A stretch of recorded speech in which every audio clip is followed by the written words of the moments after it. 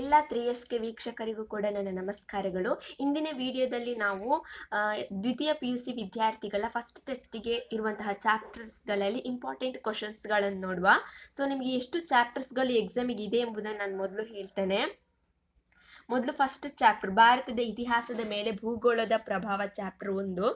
Next chapter 2 ಶಿಲಾಯುಗ ಮತ್ತು ಲೋಹಗಳ ಯುಗ. ಚಾಪ್ಟರ್ 3 ಸಿಂಧು ನಾಗರಿಕತೆ. ಚಾಪ್ಟರ್ 4 ಅಲ್ಲಿ ಪ್ರಾಚೀನ ಯುಗದಲ್ಲಿ 4.1, 4.2, 4.3, 4.4, 4.5 ಗುಪ್ತರು ಮತ್ತು ಸಮುದ್ರಗುಪ್ತ ಸುವರ್ಣ ಯುಗ. ಇಲ್ಲಿ ತನಕ ನಿಮಗೆ ಫಸ್ಟ್ ಟೆಸ್ಟಿಗೆ ಎಕ್ಸಾಮಿಗೆ ಇದೆ. ಇದರಲ್ಲಿ ಬರುವಂತಹ 5 ಮಾರ್ಕ್ ಮತ್ತು 10 ಮಾರ್ಕ್ ಎಷ್ಟು ಈಸಿಯಾಗಿರ್ಬೇಕು ಅಂತ ಹೇಳಿದ್ರೆ ಅಷ್ಟು ಈಸಿಯಾಗಿ ನಿಮಗೆ ನಾನು ಯಾವ ಕ್ವಶನ್ಸ್ ಅನ್ನು ಕಲಿತ್ರೆ ಮಾತ್ರ ಸಾಕು ಅಂತ ಹೇಳ್ತೇನೆ. ಅದನ್ನು ಮಾತ್ರ ಚೆನ್ನಾಗಿ ಓದಿಕೊಳ್ಳಿ. ಖಂಡಿತ ಅದರಿಂದಲೇ ಕ್ವಶನ್ಸ್ ಬರುತ್ತೆ, ನೀವು ಚೆನ್ನಾಗಿ ಎಕ್ಸಾಮ್ ಅಟೆಂಡ್ ಮಾಡಬಹುದು. ಸೊ ನಾನು ಫಸ್ಟ್ ಚಾಪ್ಟರ್ನೇ ನಿಮಗೆ ಯಾವ ಕ್ವಶನ್ಸ್ ಅಂತ ಹೇಳ್ತೇನೆ. ಓನ್ಲಿ 5 ಮಾರ್ಕ್ ಮತ್ತು 10 ಮಾರ್ಕ್ ಮಾತ್ರ ನಾನು ಹೇಳೋದು. 1 ಮಾರ್ಕ್ 2 ಮಾರ್ಕ್ ನೀವೆಲ್ಲ ಚಾಪ್ಟರ್ಸ್ ಓದಿಕೊಳ್ಬೇಕು. ಯಾಕೆಂತ ಹೇಳಿದರೆ ನೀವು ಒಂದು ಚಾಪ್ಟರ್ ಬಿಟ್ಟರು ಕೂಡ, ನೀವು ಕಲಿತ ಚಾಪ್ಟರಿಂದ ಯಾವುದಾದ್ರೂ ಒಂದು ಕ್ವಶನ್ ಮರೆತು ಬಿಟ್ಟರು ಕೂಡ, ಬಿಟ್ಟ ಚಾಪ್ಟರಲ್ಲಿ ಕಲ್ತಿದ್ರು ಅದರಿಂದ ಆನ್ಸರನ್ನು ಅಟೆಂಡ್ ಮಾಡ್ಬೋದು. ಅದಕ್ಕಾಗಿ ನೀವು 1 ಮಾರ್ಕ್ 2 ಮಾರ್ಕನ್ನು ಚೆನ್ನಾಗಿ ಯಾವತ್ತು ಡೈಲಿ ಯೂಸ್ ಮಾಡಿ ಓದಬೇಕು ಬುಕ್ಕನ್ನು. ಸೊ ನಾನು 5 ಮಾರ್ಕ್ಸ್ ಹೇಳ್ತೇನೆ ಯಾವ ಕ್ವಶನ್ಸ್ ಕಲಿತ್ರೆ ಸಾಕು ಅಂತ.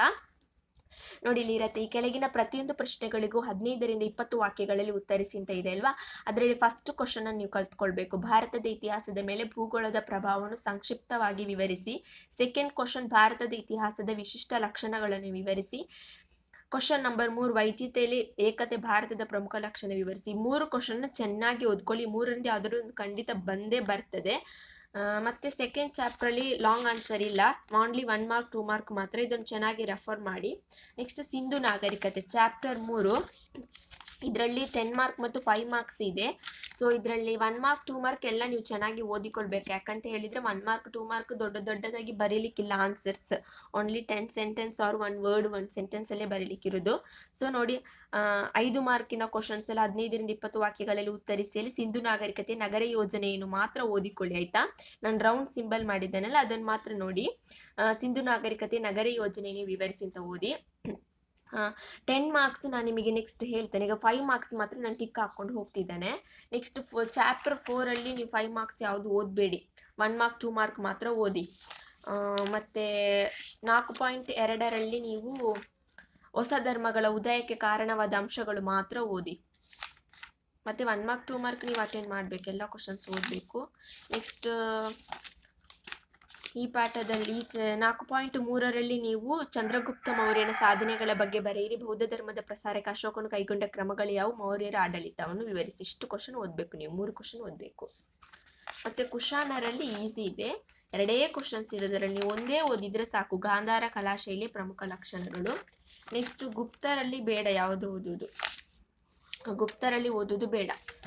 ನಿಮಗೆ ಹಾಗೆ ಓದಬೇಕು ಅಂತ ಹೇಳಿ ಇದ್ರೆ ಈ ಚಾಪ್ಟರ್ ಈಸಿಯಾಗಿದೆ. ಸಮುದ್ರಗುಪ್ತನ ದಿಗ್ವಿಜಯಗಳು ನೋಡಿ, ಇಷ್ಟೇ ಇರೋದು, ಒಂದು ಕತೆ ಥರ ಇರೋದು ಇದೆ, ಅದು ಒಂದು ಕತೆ ಥರ ಅಷ್ಟೇ. ಚಿಕ್ಕ ಪಾಯಿಂಟ್ಸ್ ನೀವು ಓದಿಕೊಳ್ಬೋದು. ಹೆಸರನ್ನು ಬರೆದ್ರೇ ನಿಮಗೆ 3 ಪಾಯಿಂಟ್ 4 ಪಾಯಿಂಟ್ ಸಿಗತ್ತೆ ಮಾರ್ಕ್. ಸೊ ಇದನ್ನು ಓದೋದಾದ್ರೂ ಓದಿಕೊಳ್ಳಿ. ಇದು ಎಕ್ಸ್ಟ್ರಾ ಕ್ವಶನ್ಸ್, ನೀವು ನನ್ನ ಕಡೆಯಿಂದ ಇದು ಓದೋದಾದ್ರೆ ಓದಿಕೊಳ್ಬಹುದು. ಸೊ ಇದಿಷ್ಟು ಕೂಡ 5 ಮಾರ್ಕ್ಸ್. 1 ಮಾರ್ಕ್ 2 ಮಾರ್ಕ್ ಎಲ್ಲ ಕ್ವಶನ್ಸ್ಗಳು ಓದಿ. ನಿಮಗೆ 2 ಮಾರ್ಕ್ ಈ ಚಾಪ್ಟ್ರಲ್ಲಿ ಯಾವುದು ಕಷ್ಟ ಆಗ್ತದೆ ಅಂತೇಳಿ ಬಿಡಲಿಕ್ಕೆ ಹೋಗಬೇಡಿ. ಯಾಕೆಂದರೆ ನೀವು ಮಿಡ್ ಟರ್ಮಿಗೆ ಓದಲಿಕ್ಕೆ ಬರುವಾಗ ಈಚೆ ಪಾಠದಲ್ಲಿರುವ ಎಲ್ಲ ಕ್ವಶನ್ಸ್ಗಳನ್ನು ಓದಲೇಬೇಕಾಗ್ತದೆ, ಮತ್ತು ಈಚೆ ಎಲ್ಲಿಯಾದರೂ ಪಾಠ ಬಿಡಬೇಕಾಗತ್ತೆ. ಸೊ ಅದಕ್ಕಾಗಿ ನೀವು ಇಲ್ಲಿ ಎಲ್ಲ ಕ್ವಶನ್ಸ್ಗಳನ್ನು ಓದಿಕೊಳ್ಳಿ. 4.5ರ ತನಕ ಫಸ್ಟ್ ಟೆಸ್ಟಿಗೆ 1 ಮಾರ್ಕ್ 2 ಮಾರ್ಕ್ ಎಲ್ಲ ಕ್ವಶನ್ಸ್ಗಳನ್ನು ನೀವು ಓದಿಕೊಳ್ಳಲೇಬೇಕು. ಸೊ ನಾವಿವಾಗ 10 ಮಾರ್ಕ್ ಕ್ವಶನ್ಸನ್ನು ನಾನು ಹೇಳ್ತೇನೆ. 10 ಮಾರ್ಕ್ ಕ್ವಶನ್ಸ್ 3rd ಚಾಪ್ಟರಿಂದ ಸ್ಟಾರ್ಟ್ ಆಗುತ್ತೆ. ಇದು ದ್ವಿತೀಯ PUC ವಿದ್ಯಾರ್ಥಿಗಳಿಗೆ ಮಾತ್ರ ನಾನು ಹೇಳ್ತಿರುವಂಥದ್ದು. ಚಾಪ್ಟರ್ 3ಯಲ್ಲಿ ನೀವು ಸಿಂಧು ನಾಗರಿಕತೆ ಲಕ್ಷಣಗಳನ್ನು ಸಂಕ್ಷಿಪ್ತವಾಗಿ ವಿವರಿಸಿ.